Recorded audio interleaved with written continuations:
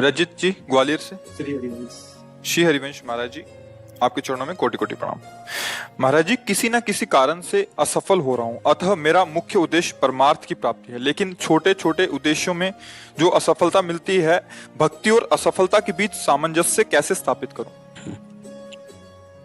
मतलब आपका कथन है कि यदि मैं भक्ति कर रहा हूं तो मुझे सफलता संसारिक मिलनी चाहिए, ऐसा नहीं है। मेन उद्देश्य तो सफलता मतलब आत्म सिद्धि है, परमार्थ की प्राप्ति है, लेकिन गृहस्थ जीवन में होते हुए रोटी कपड़ा मकान, अगर उसकी प्राप्ति नहीं हो रही, छोटी छोटी सफलताएं नहीं मिली, तो उसके लिए क्या? आज तक भूखे रहे हो क्या? नंगे रहे हो क्या?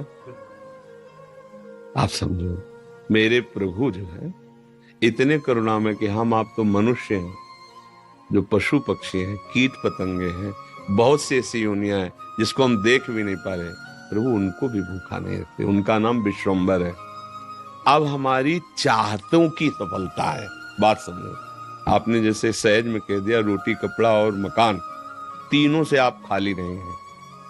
ईमानदारी से बोलो, जिस दिन तुम नंगे घूमे हो और जिस दिन तुम्हें छत के नीचे न रहने को मिला हो और जिस दिन तुम भूखे रहे हो, वायु न मिली हो, जल न मिला हो सकता है अन्न न मिला हो, लेकिन प्राण पोषण के लिए दो आवश्यक है, वायु और जल, है ना?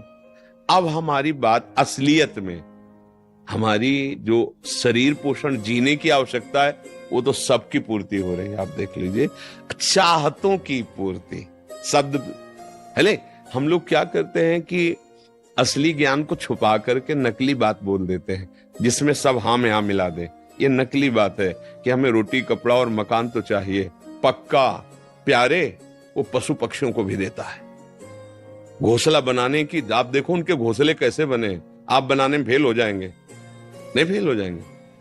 कैसे वृक्ष में कैसे हिलगा के उनको बुद्धि दी, किस स्कूल में जाके सिखाया उन्होंने? हरि ने दी है। तुम अपने वास की व्यवस्था कैसे करो, ऐसे बना दिया। भोजन की व्यवस्था उनको सिखा दिया। कोई भी सृष्टि में ऐसा नहीं है जिसका माता की तरह भरण पोषण भगवान ना करते हो।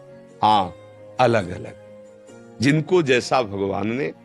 अब हमारी जो असफलता है उसमें हमारी चाहत है, मैं कपड़ा तो पहनूं पर ऐसा पहनूं, समझना, रोटी तो खाऊं पर ऐसी खाऊं, मकान तो हो पर ऐसा हो। समझ पा रहे हैं आप? अब इसके लिए हमारा कर्म कार्य करेगा। पूर्व का प्रारब्ध यदि हमारा बहुत बुरा है तो आज तुम बहुत अच्छे आदमी हो, अच्छे मार्ग में चल रहे हो, वो आपको बाधा पहुंचाएगा, आपको सहना होगा। समझ रहे ना? वो आपको बाधा पहुंचाएगा।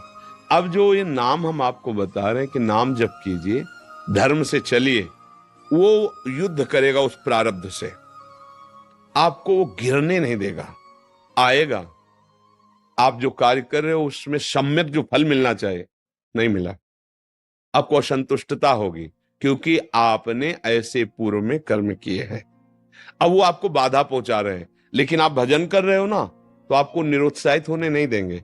चलो, एक कर्म निष्फल हुआ, दूसरा हम 100 बार उसका अनुष्ठान करेंगे।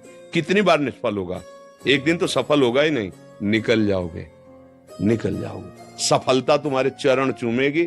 प्रारब्ध कोई देवता नहीं है, हमारा किया हुआ पूर्व कर्म है। हम नया कर्म इतना बलवान करें कि उसको रौंद दे। बात समझे? और उसके लिए अब छोटी मोटी बात नहीं काम करेगी, छोटा मोटा कर्म काम नहीं करेगा। डट के हमें धर्म और डट के भजन विध्वंस करके, अगर विध्वंस ना होते तो फिर मोक्ष कैसे होता? मोक्ष को मतलब जानते हो? सब कर्म नष्ट हो गए अनंत जन्मों के, और इस जन्म के भी बिल्कुल मोक्ष, मतलब बिल्कुल मुक्त, अब कोई बंधन नहीं हो, भगवान का स्वरूप हो गया। तो हुआ तो इसी जन्म में, जो हमने साधना की, जो भजन किया, जो चिंतन किया, जो सत्संग किया, मारा इसने पूरी आग लगा दी। कर्मों को, संचित कर्म विध्वंस हो गए, जमा गोदाम क्रिमाण जो कर रहे हैं, ये चिपकाव फसाव वाले नहीं हुए, क्योंकि सब समर्पित कर दिए भगवान को। प्रारब्ध आया, भजन के बल से उसको भोग रहे हैं, वो हमें परास्त नहीं कर सकता, निकल गए आगे। सुदामा जी की दशा क्या थी? नहीं थी, ये भी व्यवस्था नहीं थी। परिणाम में क्या हुआ? जैसी द्वारिकापुरी वैसी सुदामापुरी। फल की चिंता मत करो तुम।